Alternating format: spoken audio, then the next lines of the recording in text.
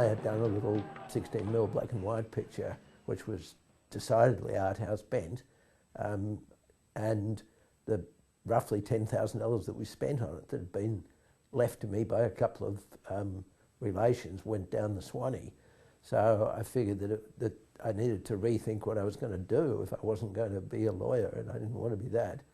So we had to think, and we thought that the three types of movies that were the most likely to make money were horror films, biking movies, and sex comedies. In 1974, it was Language of Love.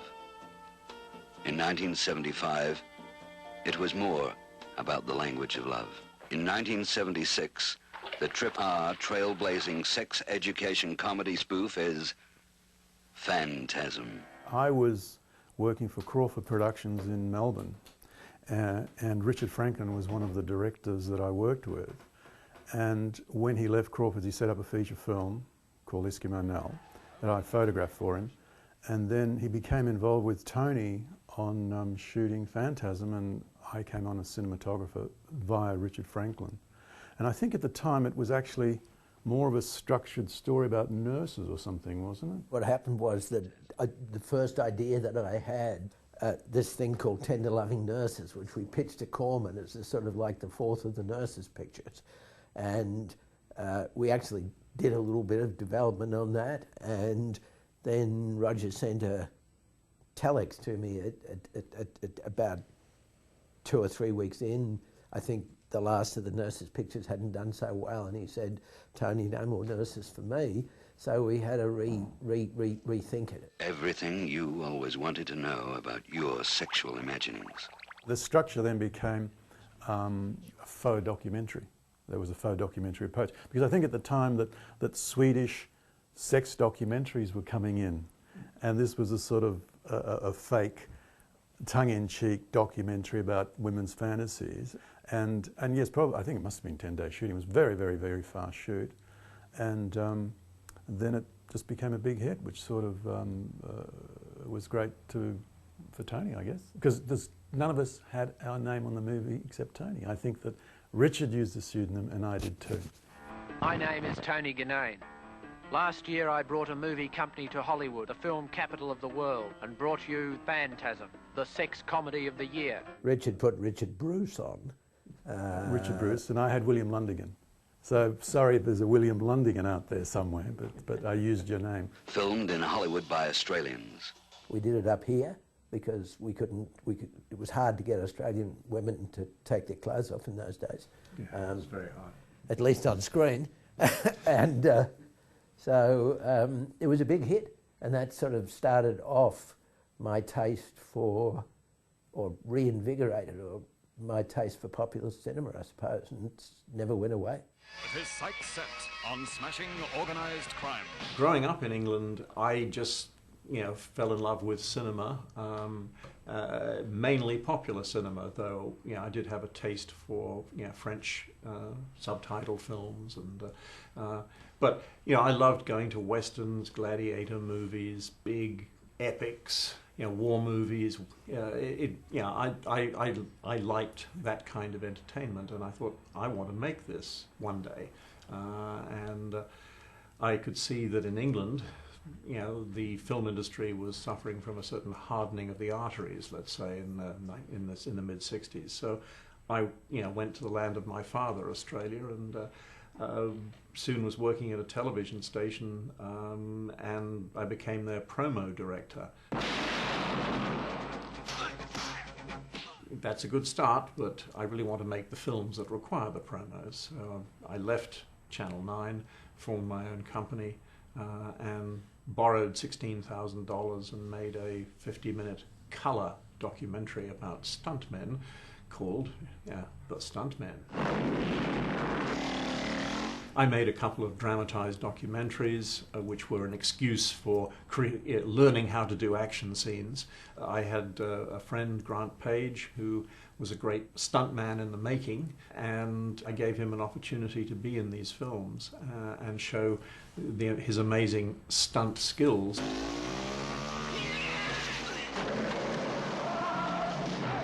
I was able to get the largest theatre circuit in Australia, the Greater Union Organisation, something like 280 theatres, to invest in me in a joint venture company called The Movie Company Proprietary Limited, and that was the company that made Danger Freaks and Man from Hong Kong. The Man from Hong Kong. As Man from Hong Kong was a substantially bigger budget than most Australian films at the time, obviously we needed partners. I went to Hong Kong and persuaded Raymond Chow to put up half the money, telling him that I had Greater Union who would put up the other half. I then went back to Greater Union and said, guess what, Raymond Chow will put up half the money if you put up half the money. And eventually both sides came together and Man from Hong Kong was funded, but it still needed a top-up from the Australian Film Commission, and I was grateful for that. As we in Australia have, at that time had a relatively unknown film industry, people thought it was the Austrian film industry. There's the Germans and the Austrians have one as well. There were people really internationally very ignorant about Australia. I felt if we delivered films that went crash, bang, wallop from start to finish, and Man from Hong Kong was designed to do that, then we would transcend our own sort of the strangeness of our culture that we were offering to let's say a very parochial audience like America. So Man from Hong Kong had 2 dialogue scenes cut out of it by 20th Century Fox because I can't understand what they're saying. The principal person in one scene was British, but they couldn't understand what the Australians were saying, and they just took out 2 scenes that they considered were not necessary for driving the story. So that's what you were up against to a certain extent internationally. So you better deliver the genre stuff that the fans want, and deliver it in larger quantities maybe than they're expecting. I used to say, hey, we're not aliens, we're Australians, but they never quite figured that one out. Coming soon to this theatre. Rated R. Filmways, who are an independent Australian distributor, but who own some cinemas, they initially on Phantasm paid for the blow-up from 16mm. We shot the film on 16mm to 35mm and did the prints and what have you. So they decided that they wanted to reinvest with me, and rather perhaps stupidly at the time we did a sequel to Phantasm called Phantasm Comes Again, and in that film all of the old investors came back. Filmways came in as an equity investor, and we actually got a couple of extra investors, spent $70,000 on Phantasm Comes Again, which was a mistake because this sort of moment in time where middle-class couples went to see R-rated movies was a very short moment in time. By the time Phantasm Comes Again came out, that wave had moved on.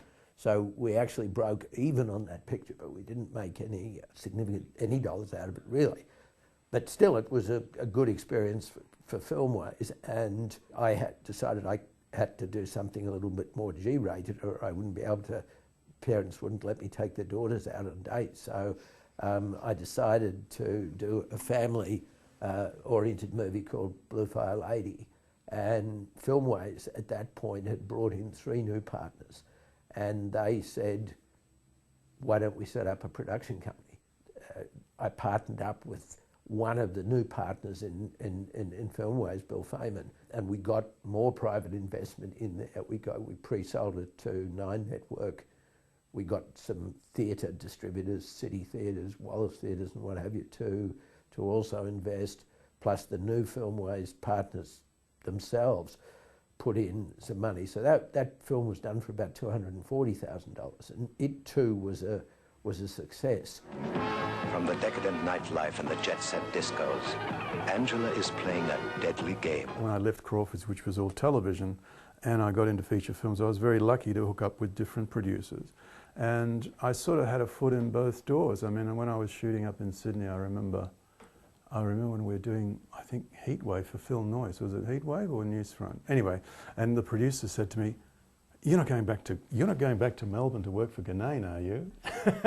And I said, yeah, why not? You know, I was moving between what I would call artsy-fartsy films, I mean, like, you know, very Australian worthy productions, to thrillers and horror films and sex comedies and whatever we're shooting down in Melbourne.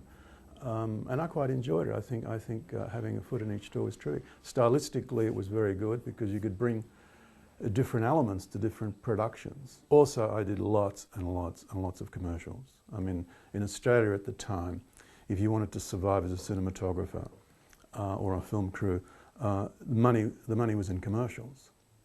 And the production was in commercials. I mean, all the terrific equipment we ended up using on lower budget films, we dragged into the country to make commercials, because it was the commercials who'd come up with helicopter shots and crane shots and steady cams and all this weird and wonderful stuff.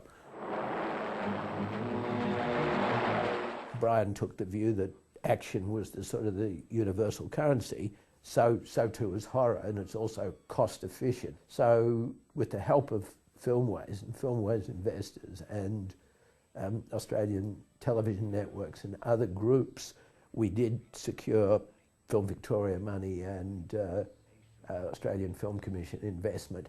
And so really between 1976 and 1980, I did 10 films pretty much back to back. After Patrick, we did Snapshot, we did Thirst, Harlequin, The Survivor, Race for the Yankees Effort in New Zealand, Strange Behaviour, and then finally we came back to Australia in 1980 and went up to Cairns, Port Douglas, far north Queensland to do Turkey Shoot.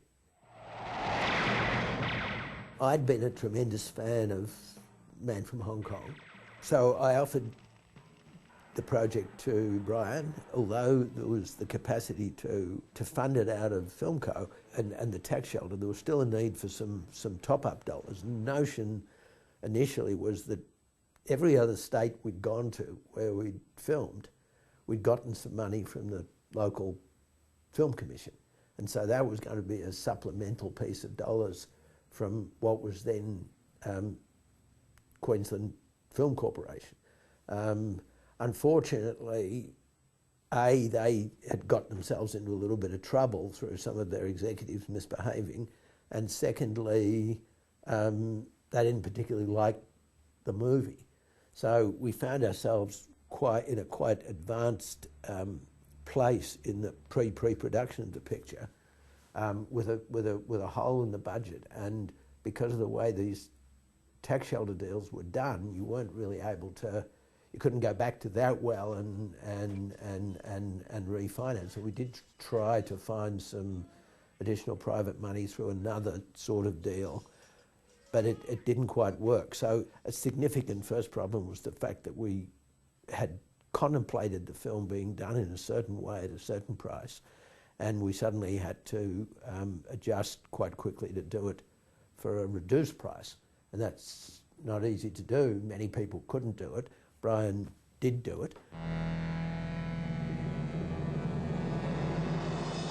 My vision of Turkey Shoot, you know, in both the expanded and the reduced form was you know, a genre cocktail. I saw Turkey Shoot, which was originally set in the US Depression era and was basically, you know, I was a fugitive from a chain gang meets The Most Dangerous Game. As we wanted to, you know, make it more contemporary, make it more sci-fi, I decided it should be 1984 meets The Camp on Blood Island, and they play The Most Dangerous Game or The Naked Prey. We couldn't afford 1984, so we had to start the film at The Camp on Blood Island. I figured, how do I make sure I get that international audience? If I don't quite have the spectacle and the level of stunts and special effects that originally was planned, well, I will go more in the direction of Lucio Fulci. I will make, you know, what is, you know, basically a sort of slightly high camp splatter movie, but with a certain political undertones. This was in the beginnings of the Reagan era. So the prison camp commandant, played by Michael Craig, whom we named Thatcher, because of Reagan's relationship with Prime Minister Thatcher, representing therefore supply-side economics, and the turkeys, the dissidents, the prisoners, they represented the progressive view. So there was political undercurrent, but that wasn't going to sell tickets. Blood and Mayhem would, and Blood and Mayhem, I ramped that up in order to compensate for the loss of spectacle. I guess I have a slightly wry sense of humor that occasionally shows itself in my work, and I began to find some rather some black comedy, shall we say, in a lot of the mayhem. That offended certain sensibilities in the Australian arts community. People walked out of the Australian Film Institute pre-selection screening, and some of them just came up to me afterwards and said, "Brian, how could you?" Well, I could because it was the right thing to do under the circumstances, and I must have been doing something right because the film has endured to this day, and it sparked a reboot. The beauty of the Australian film industry in those days was that if you had a vision, you were allowed to execute it, and there wasn't a gallery of studio executives saying, "Oh no, that's not right," and "Oh, that's going too far," or trying to play expert with your film after you'd done your cut.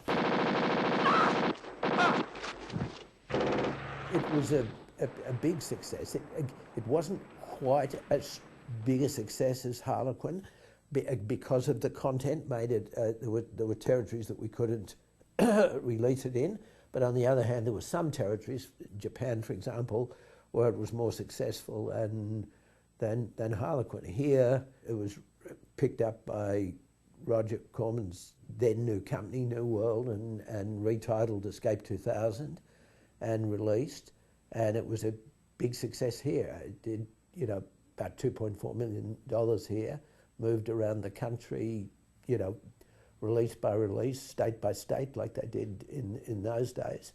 There's a funny story about that, in that the film went through the MPAA and was cut, and somehow or other Roger didn't or forgot to make the cuts in quite a number of the prints that were circulating in the South, and there was quite a to-do about 10 or 12 weeks later,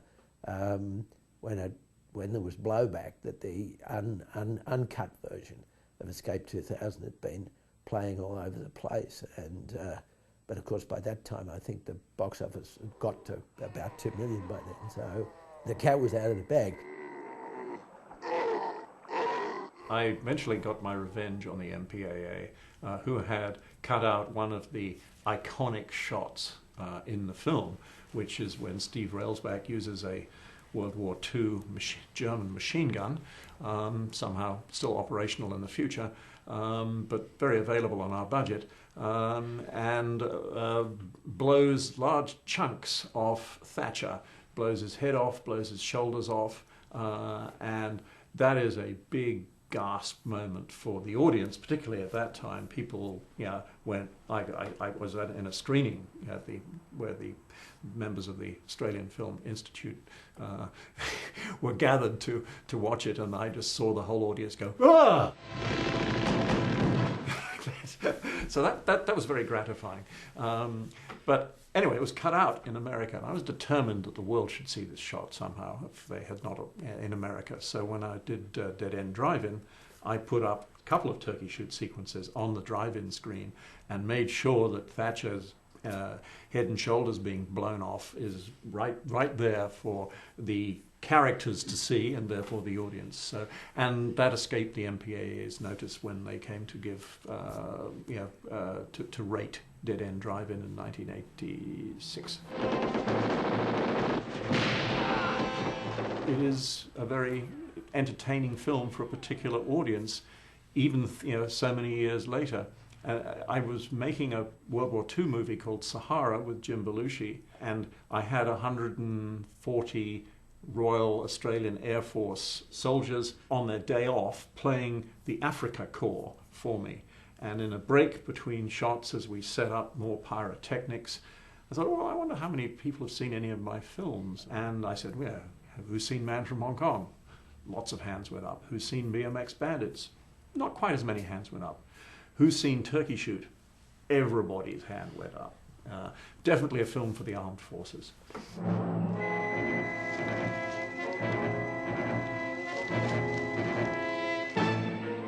By 1989, I could see the writing on the wall as far as the arts bureaucrats were concerned. I was told by a visiting British producer who visited the Film Finance Corporation that they had a list of directors who were rated.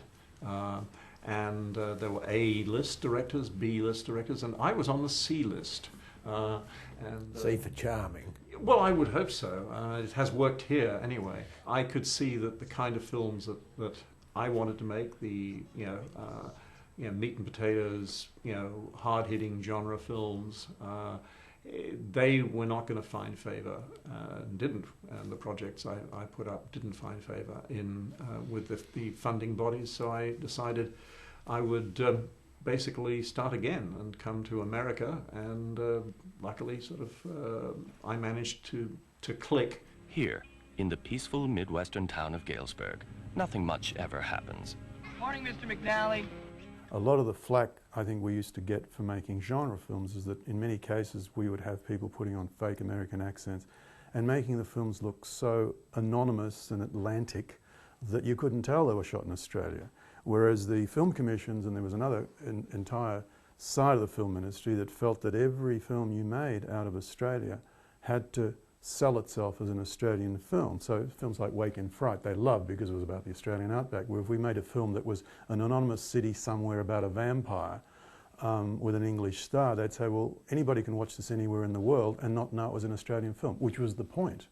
But from the cultural point of view and the film commission's point of view, they were getting locked into pushing the Australian culture and also the idea that you could push Australian tourism, and there's no point pushing Australian tourism with a film that could have been shot in Vancouver or Sydney or Auckland. So there was a lot of conflict like that, and I think it came mostly from film commissions who felt that they should be making Australian films. Oddly enough, Mad Max, of course, could have been shot anywhere. It could have been shot in the desert outside Los Angeles. But it's always now considered to be an Australian film. But I remember at the time there was a lot of flack there saying, this could have been shot anywhere. This is not an Australian film, although it was shot in the back end of Geelong outside Melbourne. They're wild in the streets, in a high-flying ride to adventure. We were lucky we got in when the market was hungry for new talent that could say, I can do that. And we went out and we did it. Those were very exciting days in the 70s and 80s in Australia. And it gave us the resources and the experience to then, play on a larger international stage. I mean, filmmaking is an international industry. Cinema now has become very corporatized, and you have to jump a lot of hurdles to get your project to green light. And then there are a wealth of cooks in the kitchen who will say, we want it just so.